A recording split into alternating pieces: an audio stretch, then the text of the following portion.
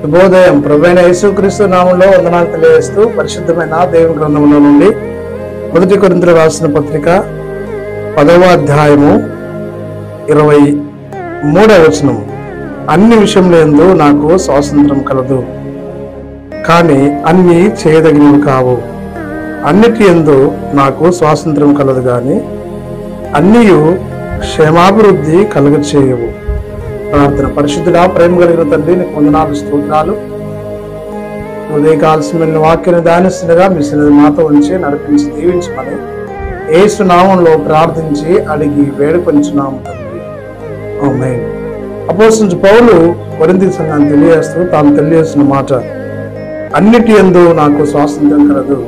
యేసుక్రీస్తు ప్రభువు పాపం అనే బానిసత్వం నుండి విడిపించి మానవులందరినీ స్వేచ్ఛాజీవులుగా చేశాడు. దాసత్వం అనే కాడికి నుండి విడిపించి స్వతంత్రాన్ని అనుగ్రహించినాడు. కాబట్టి మానవులకు స్వేచ్ఛ అనుగ్రహించబడింది. భారత రాజ్యాంగంలో కూడా చూడగలం. మత స్వాతంత్రపు హక్కు, స్వేచ్ఛాజీవిగా నివసించడానికి భారత పౌరునిగా హక్కు కలిగిన వారమై ఉన్నాం. కాబట్టి ఈ వాక్యంలో తాను కూడా గుర్తు చేస్తున్నాడు. ఆత్మీయ సహోదరిగా, దేవుని నమ్మినటువంటి కుమారునిగా, కుమార్తెగా అన్నిట్లో స్వాతంత్రం ఉంది అని.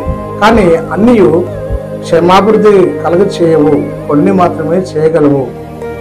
అట్లని స్వాతంత్రం ఉందని సమాజానికి హాని చేయక, స్వాతంత్రం ఉందని పాపంలో నివసించక, స్వాతంత్రం ఉందని మన ఇష్టానుసారంగా ఉండక, దైవ ఆజ్ఞకు లోబడుతూ సమాజానికి మేలు చేస్తూ సహాయం చేస్తూ దేవునికి మహిమ తెచ్చే కుమార్తెగా, కుమారునిగా, సంఘముగా మనం నివసించవలేను.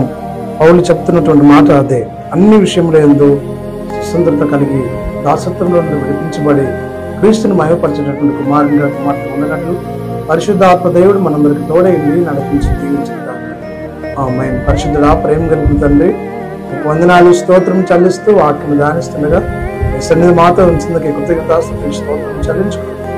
యేసు నామములో ప్రార్థించడానికి వేడుకొంచున్నాము తండ్రి. ఆమేన్. తండ్రి, కుమార, పరిశుద్ధాత్మ త్రియేక దేవుని దీవెన సదాకాలము తోడైంది దీవించి ఆశీర్వదించిన కాక.